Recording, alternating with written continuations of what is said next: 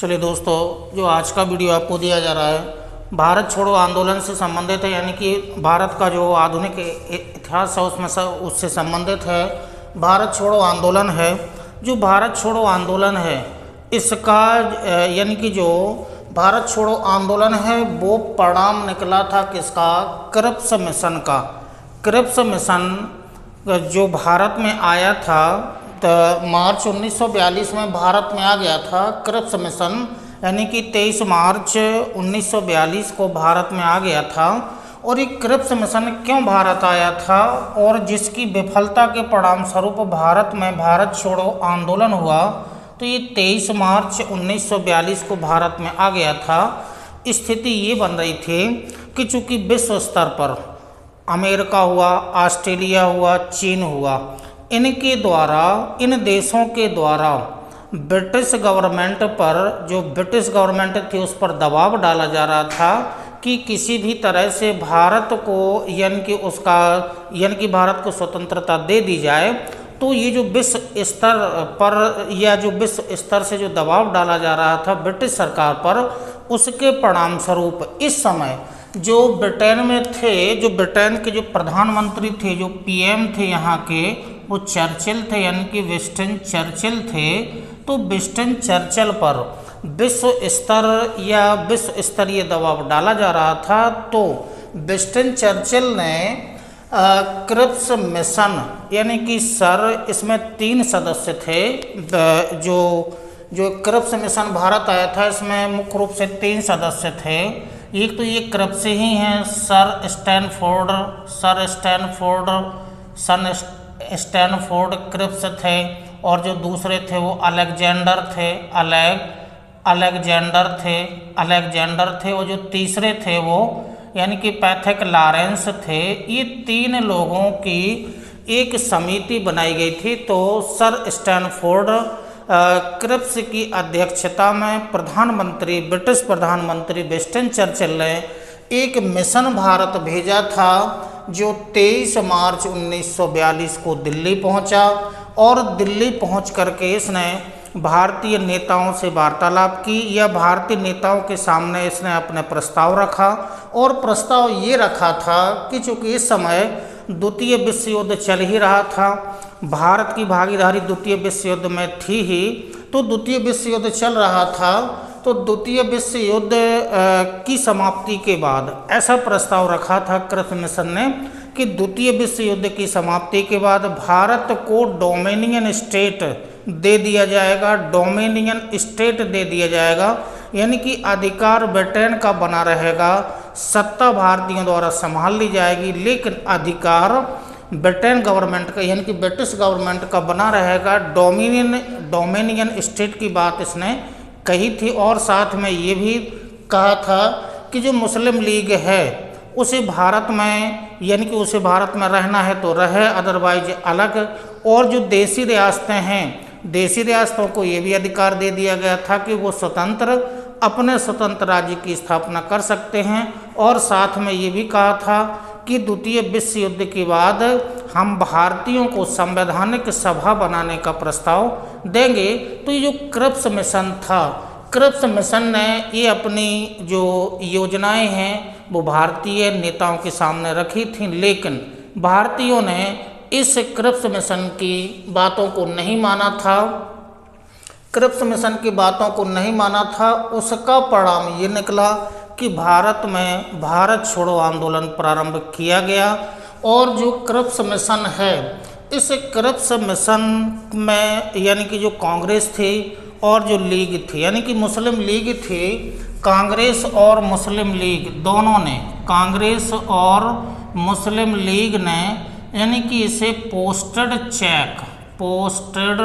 Check के नाम से इसे, यानी कि पोस्टेड चेक, ये पोस्टेड चेक के नाम से, यानी कि ये भविष्य का वादा, पोस्टेड चेक मतलब भविष्य का वादा। तो जो क्रिप्स मिशन था, क्रिप्स मिशन को कांग्रेस और मुस्लिम लीग ने, दोनों ने पोस्टेड चेक या भविष्य का वादा करार दिया था। और तो इस प्रकार से जो क्रिप्स मिशन है वो भारत में विफल रहा। परिणाम ये निकला कि भारत छोड़ो आंदोलन, जिसे अगस्त क्रांति के नाम से भी जाना जाता है, 8 अगस्त क्रांति के नाम से भी इसे जाना जाता था, यानी कि अब जो ब्रिटेन में जो प्रधानमंत्री थे वो विंस्टन चर्चिल थे, और जो भारत में वायसराय थे, जो भारत में वायसराय थे, जो भारत में वायसराय थे वो लिनलिथगो थे, ये लिनलिथगो भारत में वायसराय थे। और ये ऐसे वायसराय थे जो 1935 से इनका कार्यकाल शुरू हुआ था और 1944 तक इनका कार्यकाल चला, यानी कि ऐसे एक वायसराय हैं जिनका सबसे लंबा कार्यकाल भारत में रहा है, यानी कि सबसे लंबा कार्यकाल 1935 से 44 तक रहे हैं, यानी कि जो कार्यकाल है वो सबसे लंबा इनका रहा है भारत में। तो भारत छोड़ो आंदोलन जब हुआ था उस समय भारत में जो वायसराय थे वो लिनलिथगो थे और ब्रिटेन में जो प्रधानमंत्री थे वो विंस्टन चर्चिल थे। अब जो भारत छोड़ो आंदोलन जब करप्ट मिशन विफल हो गया तो भारत में भारत छोड़ो आंदोलन चलाया गया। प्रक्रिया देखिएगा, ये हुआ कि जो कांग्रेस कार्यकारिणी समिति थी उसकी एक बैठक हुई और उस बैठक यानी कि प्रस्ताव बना, यानी कि उसको एक नाम दिया गया है वर्धा प्रस्ताव, उसे नाम दिया गया, जो 14 जुलाई 1942 को कांग्रेस समिति की बैठक हुई थी उसी को नाम दिया गया था, यानी कि वर्धा में हुई थी और इसी को नाम दिया गया था, वर्धा प्रस्ताव नाम दिया गया था। जो वर्धा प्रस्ताव है, वर्धा प्रस्ताव को लिखा तो था गांधी जी ने वर्धा प्रस्ताव को लिखा है और नेहरू जी ने इसे पेश किया था और समर्थन किया था सरदार वल्लभ भाई पटेल ने।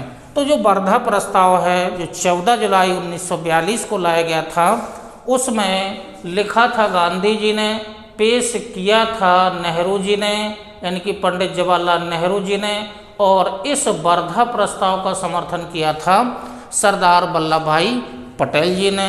अब ये जो यहाँ पर यानी कि कांग्रेस समिति की बैठक हुई और उसमें निर्णय लिया गया अंग्रेजों भारत छोड़ो। वर्धा प्रस्ताव में निर्णय लिया गया था अंग्रेजों भारत छोड़ो, ये प्रस्ताव बन गया था।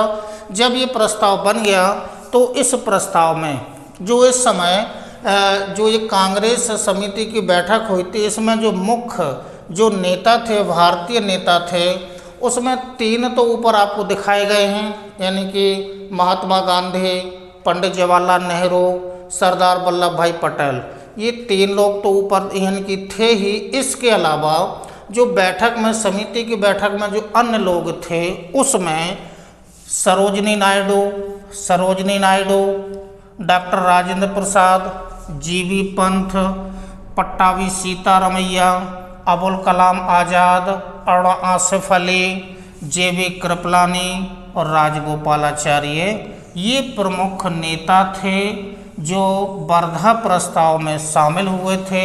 अब वर्धा प्रस्ताव जब लाया गया था तो ये लोग शामिल हुए थे, तो वर्धा प्रस्ताव में स्पष्ट ही कहा गया था कि अंग्रेजों भारत छोड़ो। तो अंग्रेजों भारत छोड़ो इसमें 2 प्रकार की प्रतिक्रियाएं आई थी। एक प्रतिक्रिया तो गांधी जी ने दी थी। इस समय गांधी जी बहुत गुस्से में थे और उन्होंने कहा था कि तत्काल छोड़ना चाहिए, अंग्रेजों को भारत तत्काल छोड़ना चाहिए। तो जो अंग्रेजों भारत छोड़ो उसमें चूँकि थोड़ा सा विरोध हुआ था, गांधी जी ने कहा था अंग्रेजों तत्काल छोड़ो, और इसके अलावा जो इसके विरोधी थे उन्होंने कहा था नहीं, अंग्रेजों को भारत यानी कि तत्काल नहीं छोड़ना चाहिए, क्योंकि इनका मानना ये था, ये 2 लोग थे यानी कि पंडित जवाहरलाल नेहरू, अबुल कलाम आज़ाद और राजगोपालाचार्य, इन्होंने ये कहा था कि अंग्रेज़ों को भारत से धीरे धीरे करके जाना चाहिए, क्योंकि इनका मानना ये था कि यदि ब्रिटिश सरकार ने यानी कि ब्रिटिश सरकार भी चली गई और सेना यदि इनकी दोनों हटा लें तो भारत में अव्यवस्था फैल सकती है। तो इन लोगों का भी मानना सही था कि यदि सरकार और सेना दोनों हटा ली तो भारत में अव्यवस्था फैल सकती है। तो इनका मानना भी सही था कि ब्रिटिश यानी कि अंग्रेज़ों को भारत से धीरे धीरे सरकार को हटाना चाहिए और धीरे धीरे करके सेना को हटाना चाहिए, अदरवाइज भारत में क्या है कि अव्यवस्था फैल सकती है। तो इनका मानना भी ठीक था। लेकिन चूँकि इनका और गांधी जी का, जो नेहरू जी हैं, अबुल कलाम आज़ाद हैं, राजगोपालाचारी हैं और गांधी जी हैं, इनके बीच में यानी कि ये विरोध था, यानी कि दोनों के बीच में विरोध हो गया और मनमुटाव हो गया। जब मनमुटाव हुआ तो गांधी ने एक बड़ा सा वक्तव्य दिया था कि देश की बालू से मैं कांग्रेस से भी बड़ा आंदोलन खड़ा कर सकता हूँ। तो इस समय गांधी जी ने एक स्टेटमेंट दिया था, यानी कि देश की बालू से मैं कांग्रेस से भी बड़ा दल या आंदोलन खड़ा कर सकता हूं। तो ये स्टेटमेंट गांधी जी ने इसी समय दिया था जब दोनों के बीच में विरोध हुआ था। तो इस समय गांधी जी ने गुस्से में ये बड़ा सा स्टेटमेंट दिया था, क्योंकि गांधी जी चाहते थे कि तत्काल अंग्रेज भारत छोड़ दें। अब पता नहीं गांधी जी को इस समय इतना गुस्सा क्यों आ गया था। इससे पूर्व के जो आंदोलन चले हैं उनमें सत्याग्रह, अनुनय, विनय जैसे कार्य किए हैं, लेकिन 1942 तक आते आते गांधी जी यानी कि इस आंदोलन में गांधी जी बहुत गुस्सा हो गए थे और एक बड़ा सा स्टेटमेंट कांग्रेस के विरोध भी दे दिया था।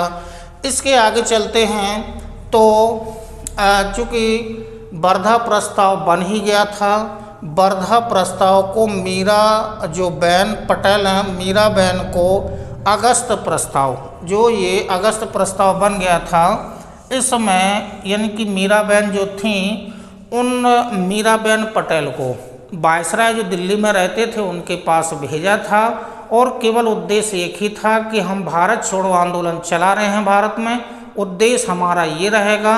उस उद्देश्य को समझाने के लिए दिल्ली भेजा गया था। लेकिन दिल्ली जब इनको भेजा गया था तो ये वायसराय से मिलने में असफल रहीं। ये वायसराय से मिलने में असफल रहीं। जो मीराबेन हैं इनको एक विशेष नाम और दिया जाता है। जो मीराबेन हैं इनको मिस स्लेड के नाम से भी जाना जाता है, मिस स्लेड। तो जो मीराबेन हैं इनका जो यानी कि इनको जो उपनाम दिया गया है वो मिस स्लेड के नाम से जाना जाता है। ये दिल्ली गई, वायसराय से मिलने में असफल रहीं। जब असफल रहीं तो इसी समय क्या हुआ था, 1 अगस्त 1942 को इलाहाबाद में, वर्तमान में नाम प्रयागराज है, इलाहाबाद में एक दिवस मनाया गया था, यानी कि तिलक दिवस। 1 अगस्त 1942 को इलाहाबाद में तिलक दिवस मनाया गया था। अब क्या हुआ था कि आंदोलन पर, ये जो आंदोलन चल रहा था, आंदोलन पर टिप्पणी की थी पंडित जवाहरलाल नेहरू ने, टिप्पणी की थी और टिप्पणी उनकी स्पेशल भी है, विशेष भी है। पंडित जवाहरलाल नेहरू ने कहा था, हम आग से खेलने जा रहे हैं, ऐसी दोईधारी तलवार का प्रयोग करने जा रहे हैं जिसकी चोट उल्टी हमारे ऊपर पड़ सकती है। ये जो स्टेटमेंट दिया था, ये जो भारत छोड़ो आंदोलन पर पंडित जवाहरलाल नेहरू ने इस प्रकार की टिप्पणी की थी। इसी क्रम में आगे बढ़ते हैं तो 7 अगस्त 1942 को जो कांग्रेस कार्य समिति है, 7 अगस्त 1942 को बॉम्बे में एक स्थान है जिसका नाम है ग्वालियर टैंक। ग्वालियर टैंक में एक कांग्रेस समिति की बैठक हुई, यानी कि अधिवेशन हुआ और इस अधिवेशन की अध्यक्ष था जो अबुल कलाम जो आज़ाद हैं, अबुल कलाम आज़ाद। ये अबुल कलाम आज़ाद हैं, इनके द्वारा यानी कि अधिवेशन का जो अध्यक्ष बनाया गया था, तो इस अधिवेशन की अध्यक्षता अबुल कलाम आज़ाद ने की थी। इसी के एक दिन बाद यानी कि 8 अगस्त 1942 को भारत छोड़ो प्रस्ताव कर लिया गया कांग्रेस समिति के द्वारा। तो भारत छोड़ो प्रस्ताव स्वीकार कर लिया गया था ये 8 अगस्त 1942 को। और इसी दिन ये कहा जाता है कि अगस्त जो क्रांति है या भारत छोड़ो आंदोलन है 8 अगस्त 1942 को हुआ था। तो 8 अगस्त 1942 को भारत छोड़ो प्रस्ताव स्वीकार कर लिया गया था। और भारत छोड़ो प्रस्ताव स्वीकार करने के बाद इसी दिन गांधी जी ने करो या मरो, डू और डाई, भारत छोड़ो, ऐसे जो भारत छोड़ो आंदोलन है इसके 2 प्रमुख नारे थे। और गांधी जी ने ये भी कहा था कि जितने भी आंदोलनकारी हैं, ये जो स्लोगन दिए गए थे या जो नारा दिए गए थे, ये नारा तो बोलेंगे ही, साथ में इन नारों को अपने कपड़ों पर भी लिखवाना होगा। तो इस प्रकार के नारे, करो या मरो, भारत छोड़ो, इस प्रकार के नारे कपड़ों पर भी लिखे गए थे, साथ में बोले भी गए थे। गांधी जी ने स्पष्ट कहा था कि हमें केवल और केवल स्वतंत्रता ही चाहिए, ना ही तो हमें डोमिनियन स्टेट जैसी स्थिति हमें नहीं चाहिए, हमें केवल और केवल स्वतंत्रता ही चाहिए। तो गांधी जी ने इस प्रकार का वक्तव्य दिया था कि हमें केवल स्वतंत्रता ही चाहिए, हमें डोमिनियन स्टेट की कोई आवश्यकता नहीं है। अब चूंकि आंदोलन प्रारंभ 8 अगस्त 1942 को हो ही गया था, जो ब्रिटिश सरकार थी, ब्रिटिश सरकार की कांग्रेस की गतिविधियों पर वो नज़र तो रख ही रही थी। तो इसी क्रम में ब्रिटिश सरकार ने एक ऑपरेशन चलाया। इस ऑपरेशन को नाम दिया गया था 0 आवर। ये ऑपरेशन ज़्यादा इम्पोर्टेंट है, 0 आवर। तो 0 आवर ऑपरेशन का संबंध किससे है? भारत छोड़ो आंदोलन से है। और ऑपरेशन 0 आवर के तहत जो भारत में आंदोलनकारी थे या जो भारत के नेता थे, इनकी गिरफ्तारियां प्रारंभ हुई। 8 अगस्त को ही प्रारंभ हुई थी। तो कुछ जो प्रमुख आंदोलनकारी हैं या जो प्रमुख नेता हैं, इनको कौन कौन नेता को किस जेल में रखा गया था, यहाँ से प्रश्न कई बार बने हुए हैं, पूछे भी गए हैं। तो जो पूना है, यानी कि पूना का जो आगा खां पैलेस है, आगा खां पैलेस है, पूना में है पैलेस। इस पैलेस में, आगा खां पैलेस में जो पूना में है, यहाँ पर गांधी जी के साथ में सरोजनी नायडू जी को भी रखा गया था। और गोविंद रानाडे हैं, गोविंद यानी कि उनको भी साथ में रखा गया था। और जो कस्तूरबा जी हैं, इनको भी साथ में रखा गया था। तो गांधी जी, सरोजनी नायडू, कस्तूरबा, इन लोगों को आगा खां पैलेस यानी कि पूना में यानी कि रखा गया था, पूना जेल में रखा गया था। उसके बाद पटना जेल में डॉक्टर राजेंद्र प्रसाद को रखा गया था। अहमदनगर जो अन्य जो क्रांतिकारी थे या जो नेता थे, JB कृपलानी हुए, अबुल कलाम आज़ाद हुए, इनको अहमदनगर जेल यानी कि जो महाराष्ट्र में ये यहाँ रखा गया था। और पंडित जवाहरलाल नेहरू को अल्मोड़ा जो है, यानी कि वर्तमान में उत्तराखंड में है, अल्मोड़ा जेल में इनको रखा गया था।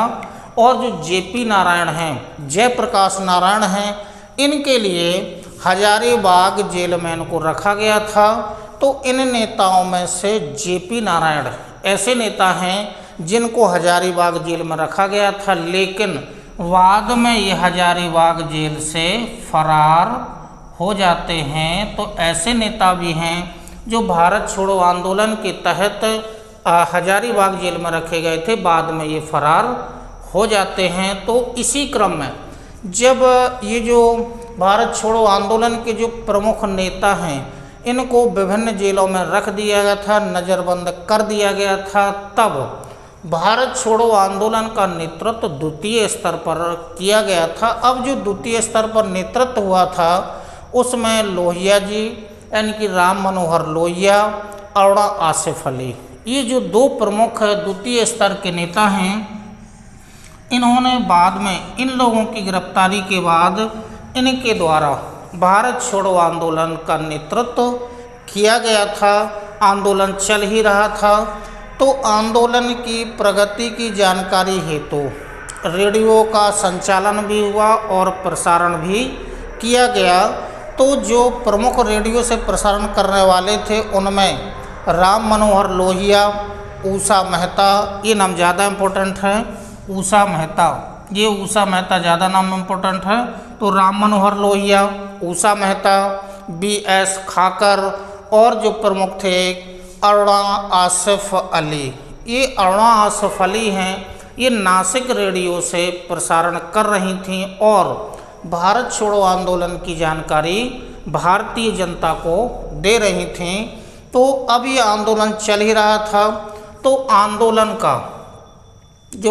का जो प्रमुख विरोध किया एक तो मुस्लिम लीग है। इस मुस्लिम लीग ने आंदोलन की भारत छोड़ो आंदोलन का यानी कि मुस्लिम लीग है, इस मुस्लिम लीग ने भारत छोड़ो आंदोलन का विरोध किया। और BR अम्बेडकर, ये जो BR अम्बेडकर हैं, BR अम्बेडकर यानी कि भीमराव अम्बेडकर के द्वारा भी भारत छोड़ो आंदोलन का विरोध किया गया था। लेकिन एक समुदाय ऐसा भी है, पारसी समुदाय है, जिसके द्वारा भारत छोड़ो आंदोलन का समर्थन किया गया था। और इसी भारत छोड़ो आंदोलन के तहत जो वायसराय की कार्यकारिणी परिषद थी, उस कार्यकारिणी परिषद से कुछ भारतीय नेताओं ने इस्तीफा भी दिया है। जैसे इस्तीफा देने वाले जो कौन कौन थे, एक तो M होमी थे, एनी बेसेंट थी और एक कोई रावल हैं, वो थे। तो इन 3 लोगों ने वायसराय की कार्यकारिणी परिषद से इस्तीफा भी दिया था। किसके विरोध में? भारत छोड़ो आंदोलन के विरोध में इन लोगों ने इस्तीफा भी दिया था। तो इसी क्रम में चूँकि गांधी जी आगा खां पैलेस में नज़रबंद थे, तो आंदोलन चल रहा था। तो आंदोलन के इसी को आगे बढ़ाने के लिए यानी कि गांधी जी ने एक योजना बनाई थी, यानी कि उन्होंने तय किया था कि हम आगे जाकर के हम 21 दिन का उपवास रखेंगे। तो इसी क्रम में आगे गांधी जी के उपवास के बारे में जस्ट इसी के बाद आपको जानकारी दे दी जा रही है, गांधी जी का उपवास। चलिए, इसी क्रम में भारत छोड़ो आंदोलन, गांधी जी इस समय भारत छोड़ो आंदोलन के समय गांधी जी को गिरफ्तार करके महाराष्ट्र के पूना में जो आगा खां पैलेस था, जो पूना आगा खां पैलेस था, यानी कि जो आगा खां पैलेस था वो पूना में था, महाराष्ट्र में। यहाँ पर गांधी जी के साथ में सरोजनी नायडू जी थी। यानी कि आगा खां पैलेस में गांधी जी, सरोजनी नायडू, महादेव देसाई, ये महादेव देसाई हैं। और साथ में जो महात्मा गांधी जी की यानी कि महात्मा गांधी की पत्नी थी कस्तूरबा, इन लोगों को आगा खां पैलेस में नज़रबंद करके रखा गया था। तो इस समय जो ये 2 लोग हैं, महादेव देसाई और कस्तूरबा, जो गांधी थी, इनकी जेल में मृत्यु हो गई थी।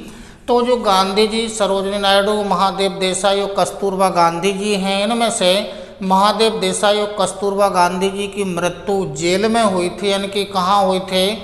आगा खां पैलेस में, पूना में हुई थी। तो इसी क्रम में आगे बढ़ते हैं। 10 गांधी जी का जेल में उपवास, जेल का मतलब हुआ आगा खां पैलेस में उपवास।